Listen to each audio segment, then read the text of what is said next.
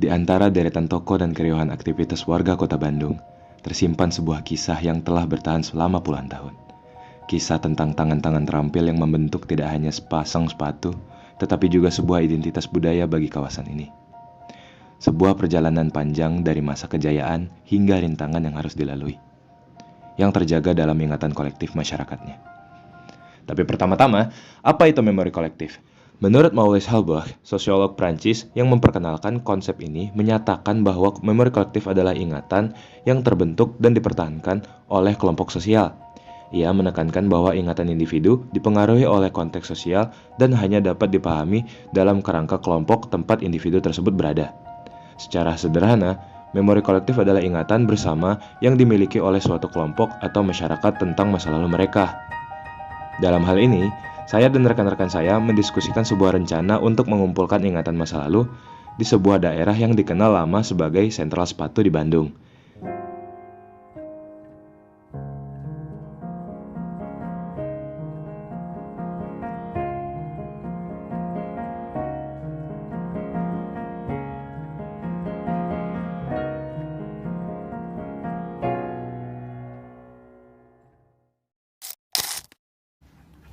Cibaduyut merupakan salah satu kawasan di kota Bandung yang terkenal sebagai pusat industri sepatu dan produk kulit. Kawasan ini dikenal dengan produksi sepatu berkualitas yang sebagian besar dibuat secara manual oleh para pengrajin lokal. Dalam sejarahnya, Cibaduyut sudah ada sejak dari tahun 1920. Pada saat itu, beberapa warga di Cibaduyut bekerja di pabrik sepatu di daerah sekitar Bandung. Setelah mengembangkan keterampilan mereka, banyak yang memilih untuk keluar dan memulai usaha pembuatan sepatu sendiri di rumah, yang lambat laun meningkatkan jumlah pengrajin sepatu di daerah tersebut. Ini menjadi dasar dari pengembangan Cibaduyut sebagai pusat kerajinan sepatu. Dalam wawancara kami dengan Pak Robin, seorang staf unit pelayan teknik yang telah bekerja di Dinas Perindustrian dan Perdagangan sejak tahun 1983, berbagi pandangannya tentang perkembangan kawasan ini. Berdirinya Cibaduyut sendiri, Bapak tahu sejarahnya gimana? Dulu mah ada, sejarahnya tahu itu kalau berdirinya Cibaduyut itu 1978 kalau salah. 1978. Iya. Oh, Dulu mah nggak rame gini, karena ada TVRI baru berkembang. itu sejak kapan, Pak? Tahun 85 TVRI. Tahun 85 Ya. ada TVRI. Ya. Oh, Baru jalan dibesarin, Di- pengrajin ditata. Di sini pengrajin dulu sampai 1000-an pengrajin. Jadi Dulu di- mah gini. Ah. Sebenarnya mah dulu ya sebenarnya orang Cibaduyut ya dulu kan tapi Pak Manap ya dulu kan guru saya lah. Mhm. Dulu berdirinya Cibaduyut kebanyakan kan dulu kan bukan cuma sepatu. Oh, Dia kan ada yang kerja, milih Hmm. ikut kerja. Sebenarnya pertama berdiri sepatu mah di Bogor, Ciamas. Oh, dia. Di Ciamas. Dia Ah. bikin sepatu ngikutin dan ikut kerja di Ciamas. Nah, setelah lama dia balik lagi ke Cibaduyut. Oh. Dia bikin lagi tahun 1920 teh. Katanya gitu saya juga ya. Bikin terus balikin sendiri. Setelah bikin sendiri dia pasarin sendiri. Beliau sempat mengatakan bahwa sebelum tahun 70-an, toko sepatu di Cibaduyut sendiri masih sangat sedikit. Hanya ada sekitar 10 toko sepatu yang buka pada masa itu. Di Cibaduyut ada dua macam tempat untuk membeli sebuah sepatu. Yang pertama, ada toko sepatu yang mendapatkan sepatu-sepatunya dengan cara membeli dari berbagai pihak.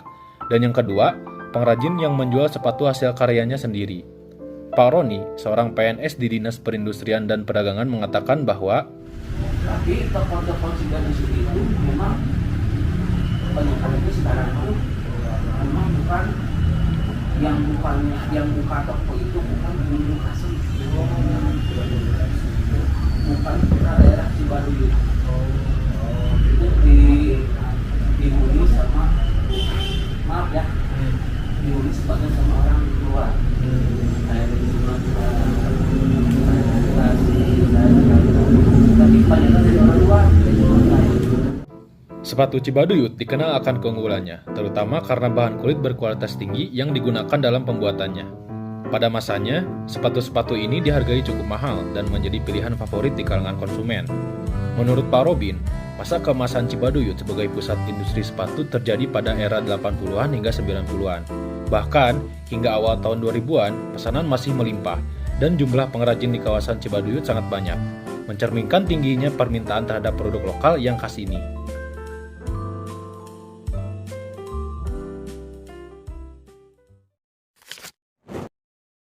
Namun, perjalanan Cibaduyut tidak selalu mulus.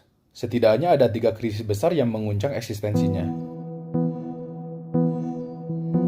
Pertama, krisis moneter tahun 1998. Melonjaknya harga bahan baku dan menurunnya daya beli masyarakat memaksa banyak pengusaha gulung tikar. Kedua, tahun 2016. Implementasi kebijakan masyarakat ekonomi ASEAN membuka pintu lebar bagi masuknya produk sepatu impor dengan harga lebih kompetitif. Dan yang ketiga, pandemi COVID-19 2020 menjadi pukulan terberat ketika pesanan anjlok drastis. Dari kapasitas normal 3.000 pasang per minggu, produksi menurun hingga hanya 150 pasang, memaksa pengurangan tenaga kerja dari 200 orang menjadi 50 orang. Yang saya ketahui ya, dalam masa pandemi COVID memang KMK di sini itu hampir 70-80% belum kita lumayan ya kalau jualnya bulan sebelum COVID itu dalam jangka sebulan itu cuma 2 pasang kita jual. 2 pasang. Kadang-kadang kalau lagi ramai itu bisa sedikit sekali 4 pasang. Kalau saya terus selama COVID itu banyak liburnya. Kadang-kadang 2 minggu kita nggak boleh buka. Kalau buka kita kan maling-maling bukan saja ada. Jadi kira-kira Pak, ada kenangan-kenangan dalam Ya di ekonomi aja ya. Di ekonomi itu kan udah dijelaskan tadi banyak yang setelah pandemi itu juga banyak yang tutup tiket.